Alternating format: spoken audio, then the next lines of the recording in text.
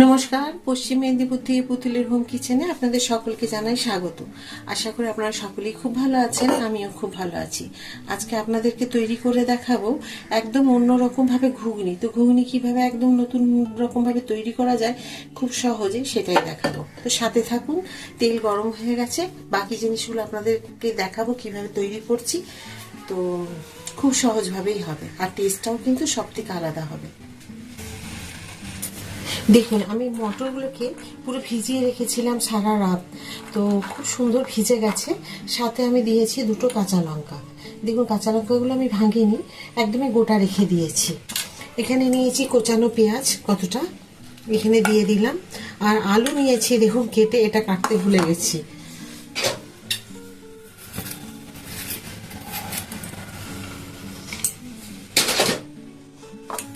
আলুগুলো নিয়ে নিয়েছি এভাবে ডুমো ডুমো করে কেটে, আর পেঁয়াজ দিয়েছি এরকম লম্বা লম্বা করে কেটে, এখানে দিয়ে দিলাম। জায়গাটা একটু ছোট হয়ে গেছিল, ওই জন্য বড় জায়গায় ঢেলে নিলাম। দিয়ে দিচ্ছি দুটো তেজপাতা। বাকি যে আমি মশলা তৈরি করেছিলাম, মশলা কি দেবো সেটা তো বুঝতেই পারছেন, নর্মাল এরকম তেলে ভেজে নয়, তেলে ভাজিনি আমি। আদা নিয়েছি 1 ইঞ্চি, রসুন নিয়েছি পুরো একটা বড় গাঁটের অর্ধেক, আর নিয়েছি দুটো কাঁচা লঙ্কা, ঝাল আপনাদের ইচ্ছে মতো নেবেন। আচ্ছা, দিয়েছি এখানে পেঁয়াজ আর দুটো টমেটো, একটা বড় পেঁয়াজ দিয়েছি আর দুটো ছোট টমেটো দিয়েছি, এখানে দিয়ে দিলাম। এখন দিয়ে দেবো 1 চামচ, মানে বেশ ভর্তি করে হলুদ দিয়ে দিলাম, আপনারা আপনাদের প্রয়োজন মতো দেবেন। দিয়ে দিচ্ছি 1 চামচ জিরে, 1 চামচ ধনে, 1 চামচ নুন দিলাম, আর এইটুকু দিলাম, যদি প্রয়োজন পড়ে দেব। এবার এগুলোকে খুব সুন্দর করে আমি একটু মেখে নেব।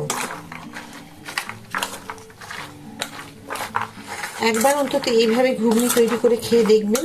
আমি তো বললাম, আমি নিজের মন থেকে যে রান্নাগুলো নিয়ে আসি আমি করি, একবার অন্তত আমরা নিজেরা বাড়িতে তৈরি করে খেয়ে দেখি। যদি মনে হয় খুব টেস্টি হয়েছে, খুব সহজভাবে হয়েছে, তখনই আপনাদের কাছে নিয়ে আসি সেই রান্নাটা।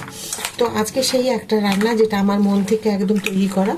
তো আমি এটা যে করছি, একবার অবশ্যই আপনারা এইভাবে তৈরি করে খান। ঝাল আপনাদের মতো, আপনারা ইচ্ছে মতো নেবেন, সে শুকনো লঙ্কাই নিন বা কাঁচা লঙ্কাই নিন। আমরা কাঁচা লঙ্কা বেশি খাই, যার জন্য কাঁচা লঙ্কাটা দেখালাম। কালার তৈরি করার জন্য আমি শুকনো লঙ্কা খাই না। হ্যাঁ, প্রয়োজন পড়লে আমি হয়তো যে কাশ্মীরি রেড চিলি পাউডারটা যেটা আছে সেটা ব্যবহার করি। তো ঝালের জন্য আমি শুকনো লঙ্কা ব্যবহার করি না, বেশিরভাগই কাঁচা করি, কাঁচা লঙ্কা। তো চলুন, তেল গরম হয়ে গেছে, এটা এবার দিয়ে দিই। দেখুন, তেল একদম গরম হয়ে গেছে। তেলের প্রয়োজন আপনারা বুঝে নেবেন। আমি দিয়ে দিচ্ছি এখানে।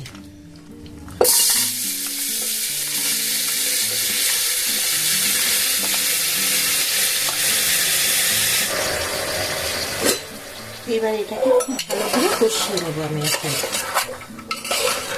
যেমন আমরা মাংস কষাই ঠিক সেইভাবে কষিয়ে নেব। আমি ঢাকাটা উপর থেকে আলগা করে দিয়ে রাখলাম। একবার দেখে নিই ঢাকা খুলে।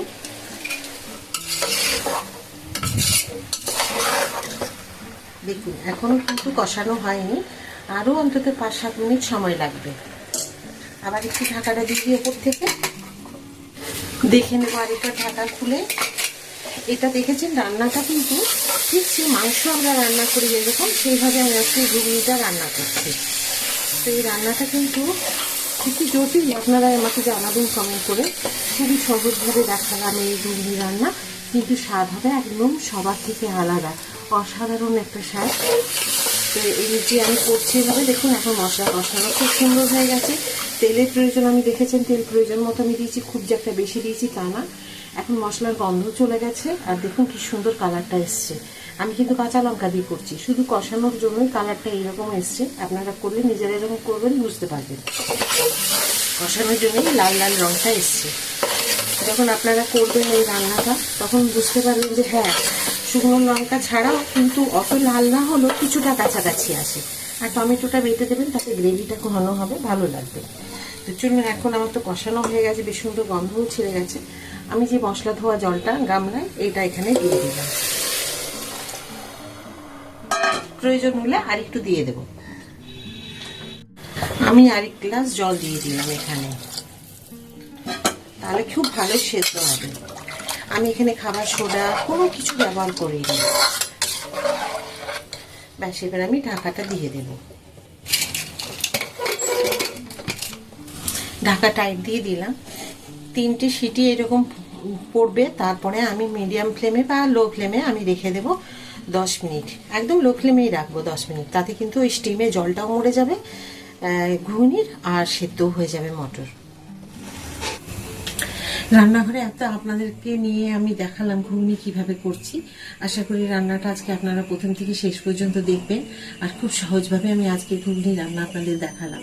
আর এটার সাথে কি খাওয়া হবে সেটাও আপনারা অপেক্ষায় থাকুন। খুব সুন্দর একটা জিনিস, সেটাও আপনাদের বাড়িতেই থাকে, আর ওটা দিয়ে খেতে ভীষণ ভালো লাগে। এমনিতে তো সব কিছু দিয়ে এটা খাওয়া যাবে এই ঘুগনি, কিন্তু এটা খুব ভালো লাগে, স্পেশাল আর কি। তো সেই রান্নাটা করব, সাথে থাকবেন, দেখবেন যে আজকে ঘুগনি কি দিয়ে খাওয়া হচ্ছে।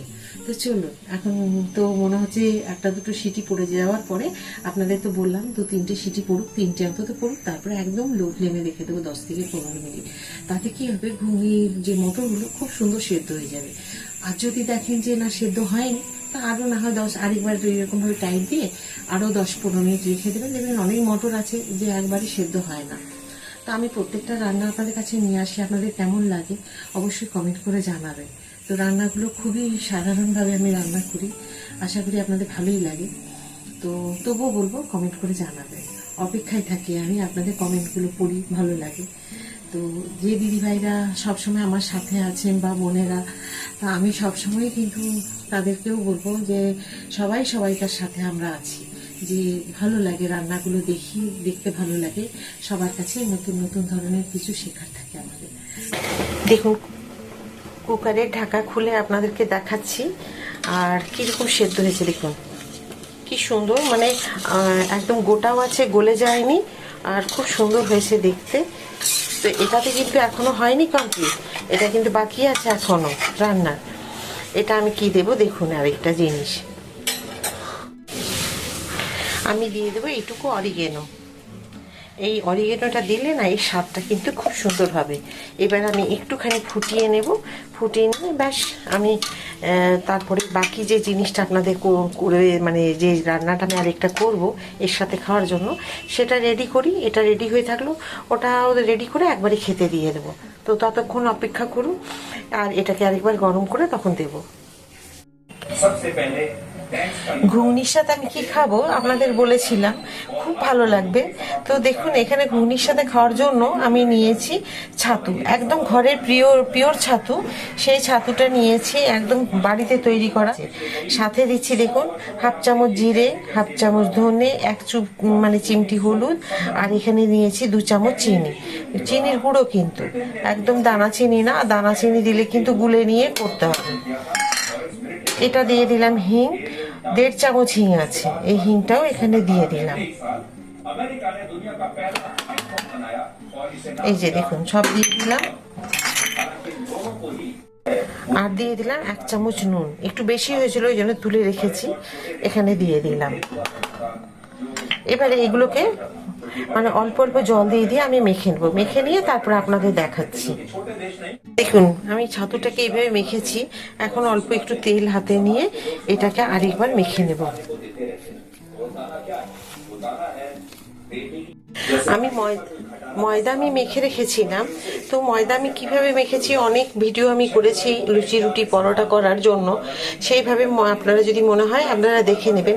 কিছুই না, আমি 4 চামচ তেল দিয়েছি, অল্প একটু নুন দিয়ে আমি ময়দাটা মেখে 1-1.5 ঘন্টা রেখে দিয়েছি, কোনো দই টই কিচ্ছু দিইনি।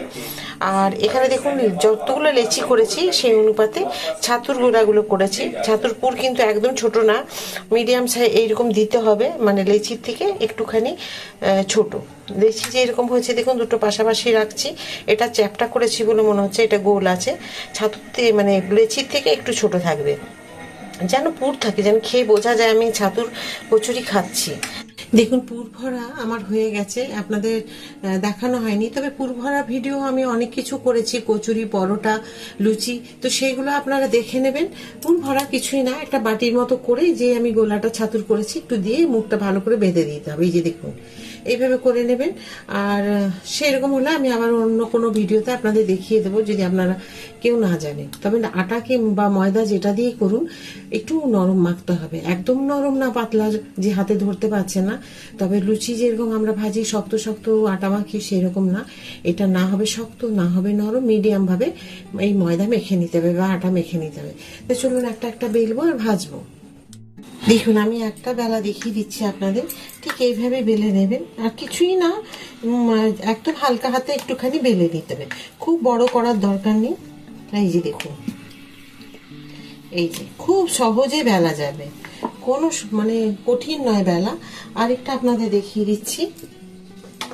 আর এইভাবে কিন্তু পুরটা দেওয়ার পরে, যে পুরটা দেওয়া আছে ঠিক হাতে এইভাবে চেপতে দেবেন, যাতে অন্তত ছাতুটা ছড়িয়ে যায়। যে কোনো স্টাফিং ভেতরে পুর দিয়ে যে আমরা করি রুটি পরোটা বা হয়তো এইরকম কচুরি, একটু চেপে নিতে হবে। এই যে দেখুন, আমি খুব যে একটা বড় বেলছি তা না। আশা করি আপনারা বুঝতে পেরেছেন। যদি না বুঝতে পারেন আমাকে কমেন্ট করে জানাবেন। আমার অনেক এরকম কচুরির ভিডিও দেওয়া আছে, সেগুলো দেখে নেবেন। খুব সহজে আমি আটা কিভাবে মাখা হয় বা ময়দা পুর কিভাবে, আমি স্টাফিংটা কিভাবে ভেতরে দিই, সেগুলো সব দেওয়া আছে। তো চলুন এবার ভেজে দিই। দেখুন প্রথমেই আমি দিয়ে দিলাম, খুব ভালো করে তেল গরম করে নিতে হবে, তা নাহলে কিন্তু ভালো হবে না কচুরিগুলো। আপনারা যদি লাল লাল খেতে চান তাহলে একটু কড়া ভাজবে, আর যদি একটু সাদা সাদা খেতে চান তাহলে একটু হালকা ভাজবে। তাহলে একটু তেলটাকে ধোঁয়া ওঠার মতো যেন না হয়, একটু দেখবেন তার আগেই লুচিগুলো ভাজার চেষ্টা করবেন, কচুরিগুলো। দেখুন কি সুন্দর ফুলছে, দেখুন। আবার দিচ্ছি।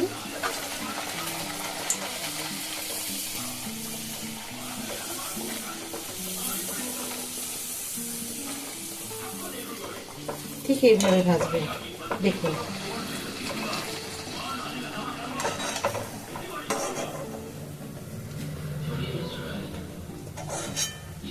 দেখুন কি সুন্দর হয়েছে।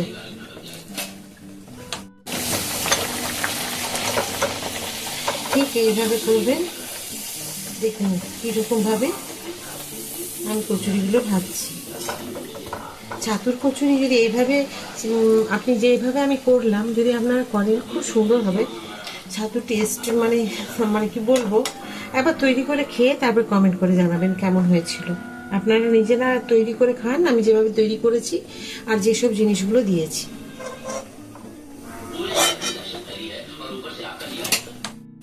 দেখুন আমি যে ছাতুর কচুরি করেছি কি সুন্দর হয়েছে। একটা আপনাদের ছিঁড়ে দেখাচ্ছি আমি, এই দেখুন, দেখুন কি সুন্দর হয়েছে, দেখেছেন স্টাফিংটা? এই দেখুন কি খাস্তা মুচমুচে আর খুব টেস্টি হয়েছে। এইভাবে ছাতুর কচুরি একবার অন্তত তৈরি করে খান। আর সাথে আমি করেছি ঘুগনি, আর আজকের রান্না আমার এটাই রাত্রে, ছাতুর কচুরি আর ঘুগনি। তো আমি এটা সরিয়ে দিলাম আর এটা দিয়ে দিলাম। দেখুন কচুরিগুলো, দেখেছেন ছাতুর কচুরি? আমি একটা ছিঁড়ে দেখালাম আপনাদেরকে, খুব সুন্দর হয়েছে। এই যে আজকের এই রান্না যদি আপনাদের সকলের ভালো লেগে থাকে, আজকের এই কচুরি বা ঘুগনি যেটা আমি করেছি যদি ভালো লেগে থাকে, প্লিজ একটা লাইক করে দেবেন, সাবস্ক্রাইব করতে একদম ভুলবেন না। যেমন আপনারা সবসময় আমার সাথে থাকেন ওইভাবে সাথে থাকবেন। আবার বলবো, একবার অন্তত কচুরি আর এই ঘুগনি রান্না করে খাবেন। আবার একটা নতুন ভিডিওতে নতুন রান্না নিয়ে আপনাদের সকলের কাছে আমি চলে আসবো। সবাই খুব ভালো থাকুন, সুস্থ থাকুন, নমস্কার।